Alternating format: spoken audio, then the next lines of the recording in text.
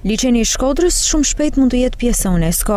Në këtë kuadër u zhvillua konferenca Apellgu i mbledhës i liçenit të Shkodrës, një rezervë biosfere ndërkufitare, ku morën pjesë përfaqësues të pushtetit lokal në Shqipëri dhe në Malin e Zi, po ashtu edhe të ministrive respektive. Bashkia ka marrë dhe masa të tjera të rëndësishme për sa i përket investimit dhe përfshirjes të gjithë zonës në një hartë të rëndësishme turistike, po jo vetëm për destinacionin e Shkodrës. Kemi nisë me përmirësimin e infrastrukturës rrugës, kemi nisë me ndërtimin e moleve për ta bërë të lundrueshëm përsëri, sepse kjo ishte një pikë e dobët që qyteti me vitet e fundit i është largu ujit dhe liçenit.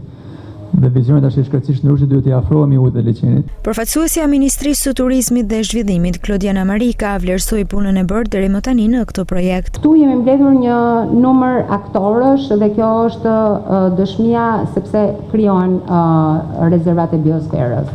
Sepse rezervat e biosferës në radhë të parë kanë në qendër të tyre pjesën e komunikimit, pjesën e ruajtjes, pjesën e zhvillimit të qëndrueshëm, kanë të pjesën e ndërlidhjes, po flas për rezervat ndërkufitare, përpjekjet e përbashkëta të vendeve, jo vetëm për të ruajtur dhe mbrojtur natyrën, por nga ana tjetër për t'i dhënë mundësi zhvillimit të qëndrueshëm. Rektori Tunin Xhurej vlerësoi kontributin e universitetit në studimin e liçenit.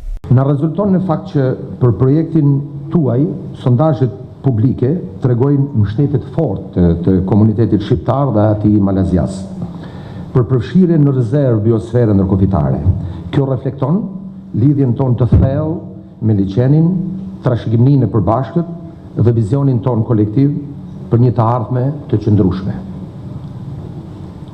Kështu që një aplikim i përbashkët me Malin e Zi në UNESCO reafirmon se mbrojtja e mjedisit nuk një kufi dhe se një rezervë biosfere do të rrisë standardet e ruajtjes, do të promovojë zhvillimin e qëndrueshëm dhe do të frymëzojë solidaritet ndërkufitar në rajonin tonë.